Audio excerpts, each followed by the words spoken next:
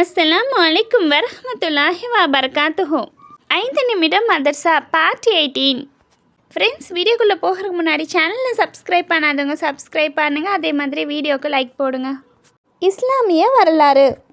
இப்ராஹிம் அலைஹிஸ்ஸலாம் அவர்களின் இறைப்பணி. இப்ராஹிம் அலைஹிஸ்ஸலாம் அவர்கள் தமது சமுதாயத்தின் வழிகேட்டையும் சிலை வணக்கத்தையும் கண்டபோது அவர்களை நேர்வழிக்கு கொண்டு வர முயற்சி செய்தார்கள்.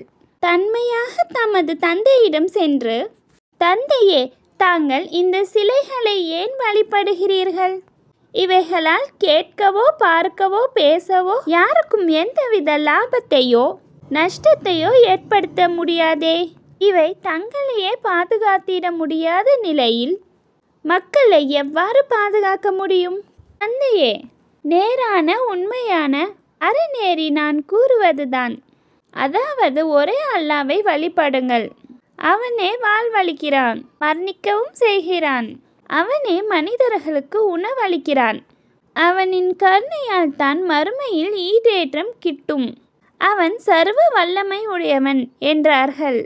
அதன் பிறகு சமுதாய மக்களிடம் சென்று இதே அறிவுரையை எடுத்துரைத்தார்கள். ஆனால் எவருமே இவர்களின் அழைப்பை ஏற்கவில்லை. இவர்களின் தந்தை ஆசர், இப்ராஹிமே, இத்துடன் நிறுத்திக்கொள். இதற்கு மேல் சிலைகளை பற்றி இழிவாக பேசினால் உம்மை கல்லால் அடித்து கொன்று விடுவேன் என மிரட்டினார்.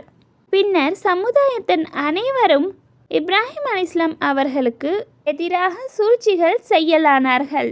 ஃப்ரெண்ட்ஸ், இப்ராஹிம் நபி வாழ்க்கை வரலாற்றை பற்றி நம்ம சேனலில் ஏற்கனவே அப்லோட் பண்ணியிருக்கேன். விருப்பம் இருக்கவங்க போய் பாருங்கள். அன்னலாரின் அற்புதம். அபுதாலிப் குணமாகுதல். ஒரு முறை நபி ஸல்லல்லாஹு அலைஹி வஸல்லம் அவர்களின் சிறிய தந்தை அபுதாலிப் அவர்கள் உடல் சரியில்லாத போது நபி ஸல்லல்லாஹு அலைஹி வஸல்லம் அவர்கள் சிறிய தந்தையை காண சென்றார்கள்.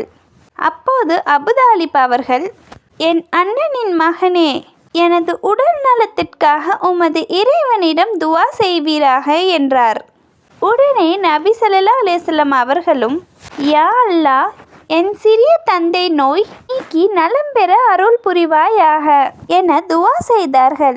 உடனே அபுதாலிப் எழுந்து நின்று, அண்ணனின் மகனே, உமது இறைவன் உமது எல்லா வேண்டுதலையும் நிறைவேற்றுகிறானே என கூறியதும், ஆம் சிறிய தந்தையே, தாங்கள் அல்லாவை வழிபட்டால் தாங்களின் வேண்டுதலையும் நிறைவேற்றுவான் என நபி ஸல்லல்லாஹு அலைஹி வஸல்லம் அவர்கள் கூறினார்கள். இந்த ஹதீஸ் ஔசத்தில் இடம்பெற்றிருக்கு. ஒரு ஃபர்லை பற்றி. ஜமாத்துடன் தொழுவது. எவர் ஒருவர் தொழுகைக்காக நல்ல முறையில் ஒழு செய்து பிறகு தொழுகைக்காக நடந்து சென்று மக்களோடு சேர்ந்து ஜமாத்தாக தொழுவாரோ அல்லது பள்ளிவாசலில் தொழுகிறாரோ அல்லாஹு தஆலா அவருடைய பாவங்களை மன்னித்து விடுகிறான். ஒரு முக்கிய அமலின் சிறப்பு. பாதிப்பிலிருந்து பாதுகாப்பு. நபி ஸல்லல்லாஹு அலைஹி வஸல்லம் அவர்கள் அப்துல்லா பின் ஜுவைப் ரலியல்லாஹு அவர்களிடம், நீங்கள் தினசரி காலையிலும் மாலையிலும் குல் ஹுவல்லாஹு அஹது, குல் அவுது பி ரப்பின் ஃபலக், குல் அவுது பி ரப்பின் நாஸ் ஆகிய 3 சூறாக்களையும் 3 தடவை ஓதுங்கள்.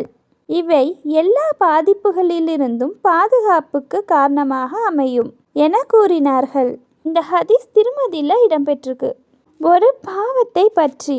வீண் செலவு செய்தல். மனிதர்களில் சிலர் இருக்கிறார்கள், அவர்கள் அறிவில்லாமல் மக்களை அல்லாவின் பாதையிலிருந்து வழிகெடுக்கவும் அதனை பரிகாசம் அளித்து கொள்ளவும் வீணானவை விலைக்கு வாங்குகின்றார்கள்.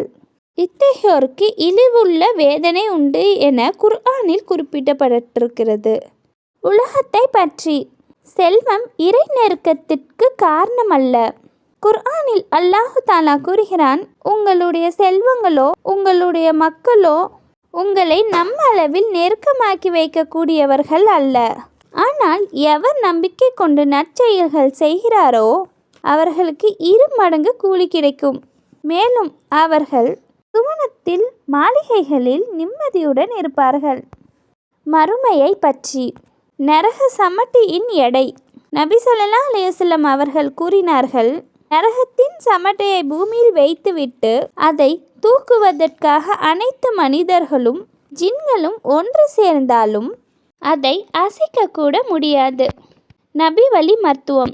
நோயாளிக்கு கம்பு சிறந்த உணவு. ஒரு முறை உம்மு மந்தார் வீட்டில் அலி ரலியல்லாஹு அவர்கள் நபி ஸல்லல்லாஹு அலைஹி வஸல்லம் அவர்களுடன் பேரிச்சம்பழம் சாப்பிட்டு கொண்டிருந்தார்கள். சிறிது நேரத்திற்கு பிறகு நபி ஸல்லல்லாஹு அலைஹி வஸல்லம் அவர்கள், அலியே, நீங்கள் பலவீனமாக இருக்கிறீர்கள், எனவே சாப்பிட்டது போதும் என்றார்கள். உம்மு மந்தார் கூறுகிறார்கள், இந்நிலையில் நான் அவர்களுக்காக பார்லி கஞ்சி தயாரித்து அவர்களுக்கு முன் வைத்தேன். இப்போது நபி ஸல்லல்லாஹு அலைஹி வஸல்லம் அவர்கள் அலி ரலியல்லாஹு அவர்களிடம், அலியே, இதை சாப்பிடுங்கள், இது உமக்கு பலன் அளிக்கும் என்றார்கள். பார்லி பலவீனத்தை போக்குகிறது. அன்னலாரின் அறிவுரை.